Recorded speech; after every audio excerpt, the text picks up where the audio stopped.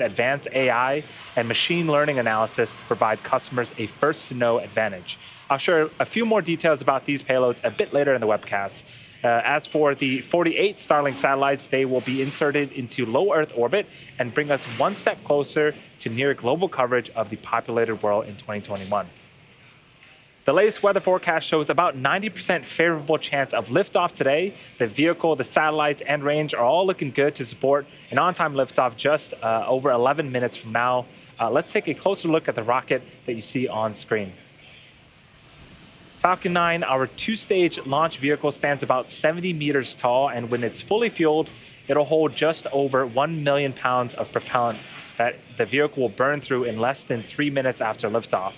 We prepped Falcon 9 for launch in our hangar at the base of the pad. Upon completing final checkouts, Falcon 9 rolled out to the pad with the Starlink and Black Sky payloads and went vertical on Monday around 5 p.m. Eastern Time. From there, we had successful static fire of our 9 Merlin 1D engines on the first stage yesterday. The bottom two-thirds of the vehicle is what we refer to as the first stage. You may be able to see the soot markings left over from this booster's previous 8 flights supporting the GPS 3 mission, Turksat 5A, Transporter 2, and 5 previous Starlink missions. The first stage accelerates the vehicle through the Earth's atmosphere into space with the help of 9 Merlin engines at the base of the rocket. Following separation from the second stage, we'll be attempting to recover our first stage for a 9th time on our drone ship, a shortfall of Gravitas, staged off the coast of Florida in the Atlantic Ocean. You can see it on screen right now. If successful, it will make the 89th recovery of a Falcon 9 first stage and 96 total first stage landings if you include our Falcon Heavy booster recoveries. On top of the first stage is the black carbon fiber inner stage, and then on top of that is the Falcon 9 second stage, which has a single Merlin vacuum or MVAC engine.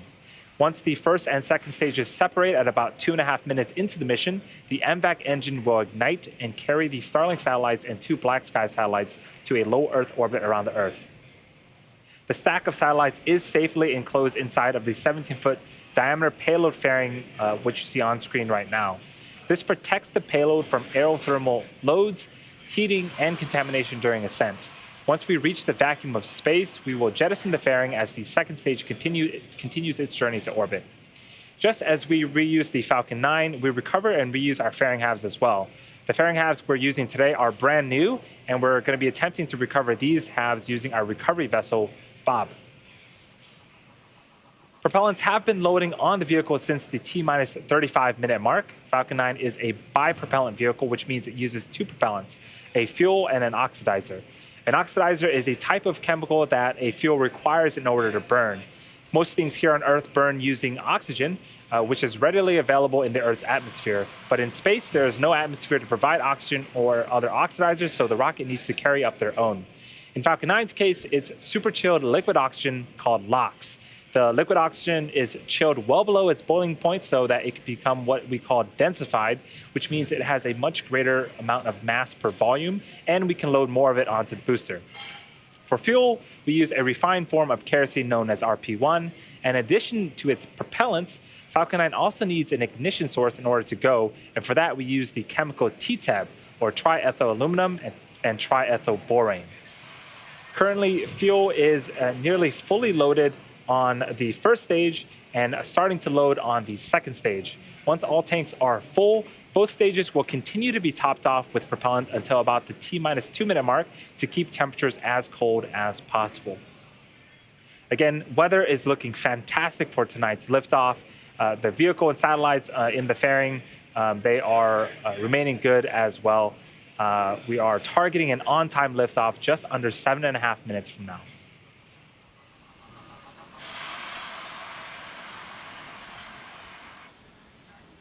And as I mentioned earlier, today's mission marks the 4th official mission under SpaceX's SmallSat rideshare program this year, which gives small satellites flexible access to what is now the most flown operational rocket in the United States, the Falcon 9.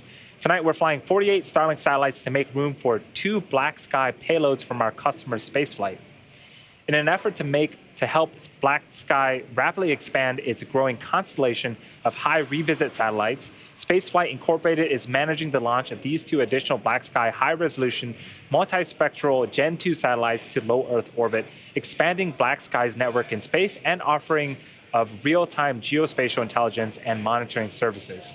Black Sky combines high-resolution images captured by its constellation of microsatellites with its proprietary artificial intelligence software to deliver analytics and insights to industries including transportation, infrastructure, land use, defense, supply chain management, and humanitarian aid. So far this year, we've launched over 200 rideshare payloads to orbit. And this includes the ones launched on the Transporter-1 mission in January, a previous Starlink launch in May, and the Transporter-2 mission in June. After this mission, our next rideshare mission is scheduled to launch at the beginning of next year, and that's going to be Transporter 3, which will be a dedicated rideshare launch to sun-synchronous orbit. As part of our SmallSat rideshare program, we offer 3 dedicated rideshare missions to sun-synchronous orbits per year, as well as launch opportunities on our Starlink missions like what you're seeing here today.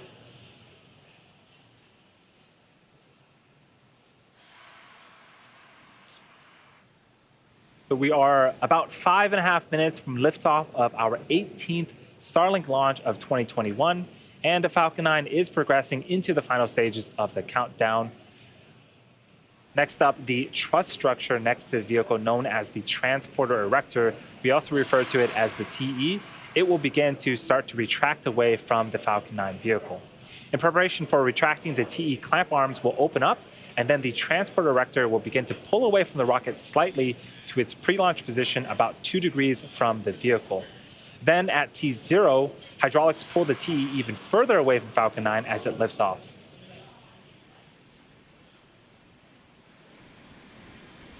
The transporter erector is also the structure that provides liquids, gases, electrical connections to the second stage, as well as air conditioning to the payload fairing.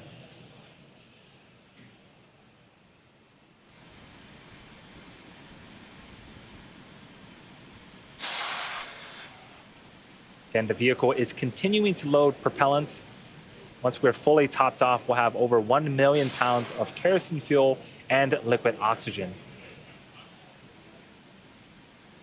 On screen right now is a view of the fairing. Right beneath the fairing, those are the clamp arms that we are expecting to open up, and here they go.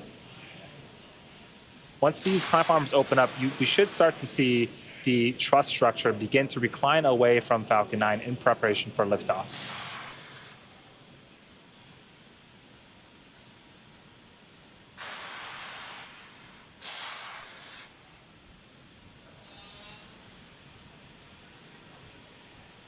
So again, we are continuing to load propellant on both the stages. The first and second stages should finish loading propellant about a minute apart from one another. The first stage finishing up around the T-minus 3-minute mark, and the second stage finishing up around the T-minus 2-minute mark. At T-minus 60 seconds, Falcon 9 will be in startup. This means that the rocket's autonomous internal flight computers have taken over the launch countdown. And just inside T-minus 2 seconds, we light the Merlin 1D engines, and then we're set for liftoff. The Starlink payload and the Black Sky payloads inside the fairing continue to be healthy. The Falcon 9 team is tracking no issues at this time.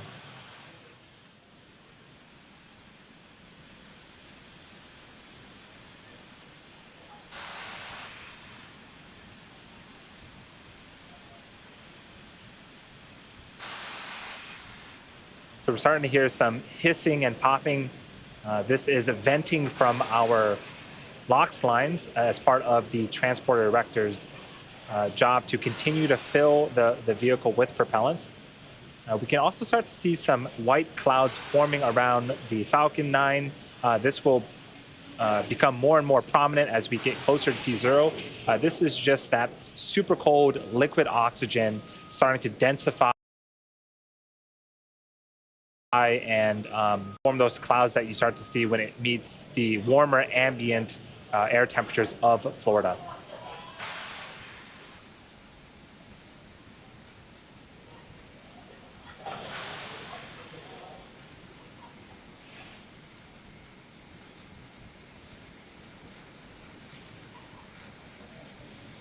So again, we have pretty much perfect weather in Florida for today's liftoff attempt.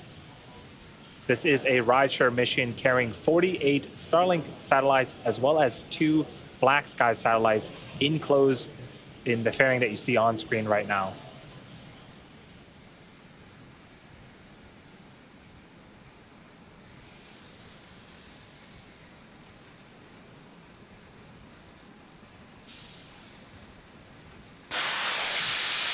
Again, there goes those hissing and popping. That is normal and expected at this stage in the countdown.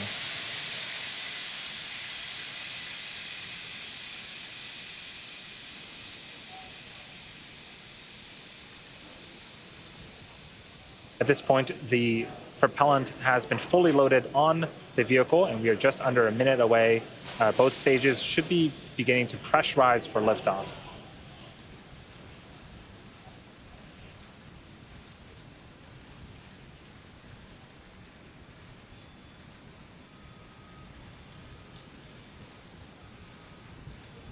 So we are 40 seconds away. Let's listen in to terminal count as we prepare for liftoff of the 48 Starlink satellites and the 2 Black Sky satellites.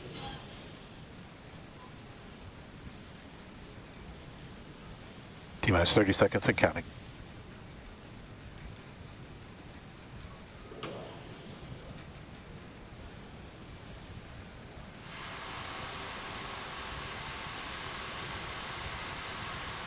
T-minus 15 seconds and counting.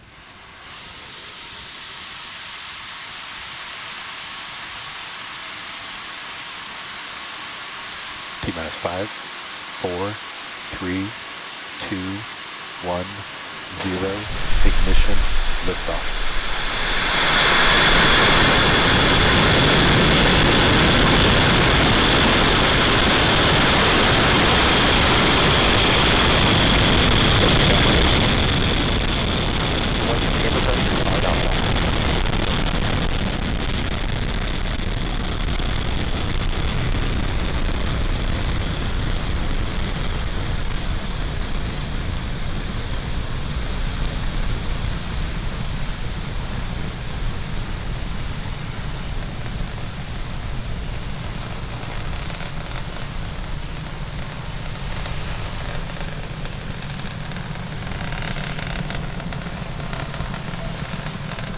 Nominal power and telemetry.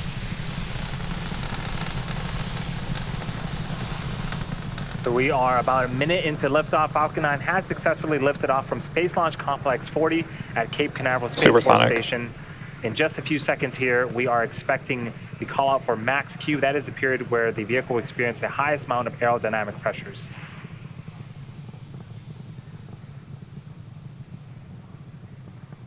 Max Q. And there was the call out. So now that we've gone past the period of highest stresses on the vehicle, we have 3 events happening in quick succession in about a minute. First, we have main engine cutoff, also referred to as MECO, then stage separation, followed by second engine start 1, also known as SES1. Main engine cutoff is where all 9 Merlin engines on the first stage will shut down to slow the vehicle down in preparation for stage separation. During stage separation, the first and second stage will separate from one another.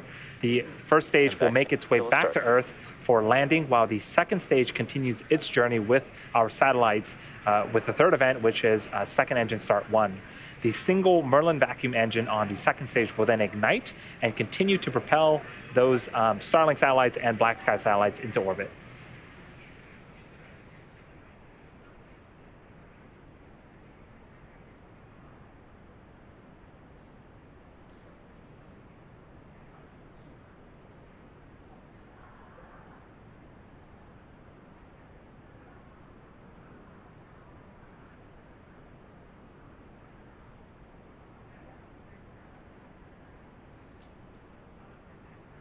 MECO. Stage separation confirmed. So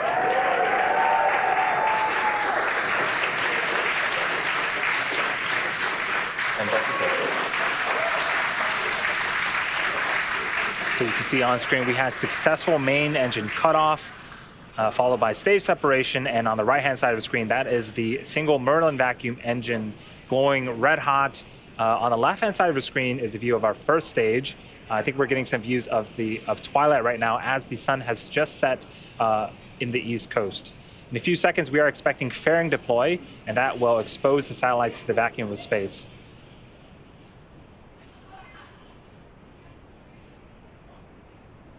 Fairing separation confirmed. We got the audio and video confirmation on the right-hand side of your screen. The fairing halves have deployed. We are going to attempt to recover those using our recovery vessel Bob later on in the mission. For now, the mission is going great. Again, the left-hand side is a view from the top of our first stage looking downward. You can see little plumes of gas coming out. That is nitrogen for as part of our attitude control system to help orient the first stage boost properly as it makes its way back to attempt its 9th landing on our drone ship in the Atlantic Ocean. Right-hand side is a view of the second stage Merlin vacuum engine, the 48 Starlink satellites, and the 2 Black Sky satellites that we had mentioned earlier. They are on the opposite end of that engine. And so again, they are going to be in this burn for another couple of minutes as they continue to make their way to low Earth orbit.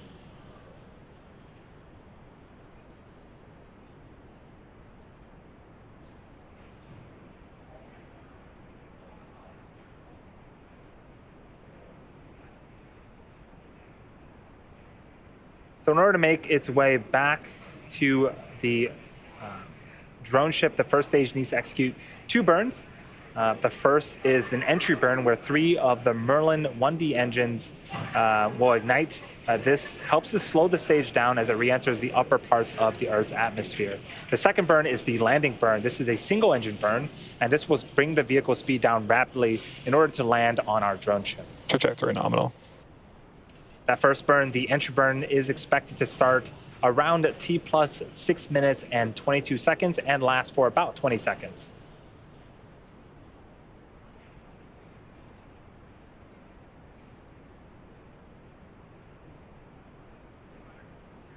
For those that are just joining us, we are in the middle of SpaceX's 27th mission of 2021. Both stages have separated. We did have a successful liftoff from Space Launch Complex 40. Things are continuing to go well for tonight's mission.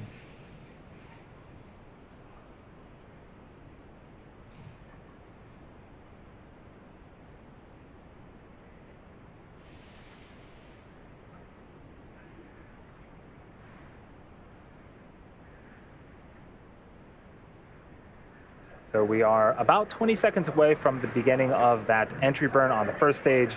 We do have camera views right now. It is a little dark, but as soon as that entry burn starts, we should see that first stage being lit up as it'll slow itself down before hitting the denser parts of the Earth's atmosphere. Stage 1, interburn startup. Drone flight termination system is saved. All right, 3 engines have relit on the first stage. If you're keeping track, at the bottom left-hand side of the screen, there is a speedometer of sorts that is tracking the velocity of the first stage. You can see that we're starting to reduce that velocity. Stage 1, interburn shutdown. If you keep an eye on that, as soon as the first stage hits the denser parts of the atmosphere, we'll continue to slow down its speed in preparation for the next burn, the landing burn. And that landing burn is expected to happen a few seconds after the T plus 8 minute mark. Trajectory nominal.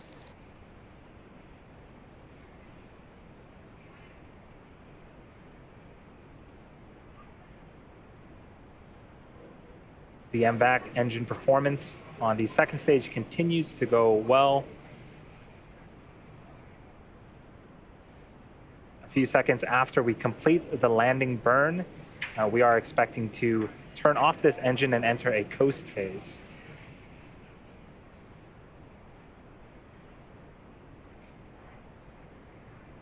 And as a reminder, we will be reigniting this engine about 50 minutes from now.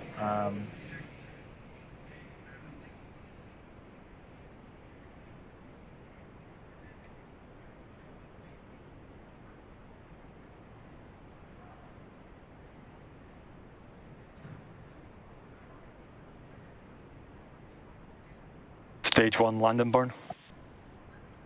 So there's the call out. The landing burn has begun. Terminal guidance.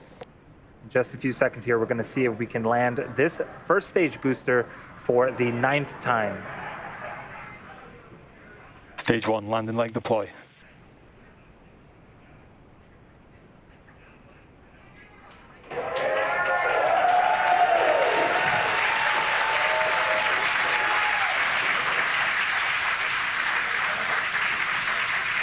You can hear the cheer and the applause, and there's the visual. This first stage booster has landed 9 times. This marks one our landing 89th overall successful recovery of a Falcon 9 first stage, and the 129th successful Stage 2 flight termination system of has a saved. Falcon 9 first stage.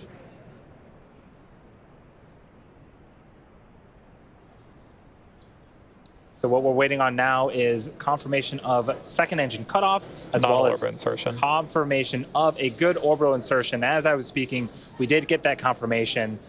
So the second stage, with all of its satellites, are entering a coast phase for about 50 minutes. We're going to leave you with some space tunes, and we'll be back here at the T plus 59-minute mark.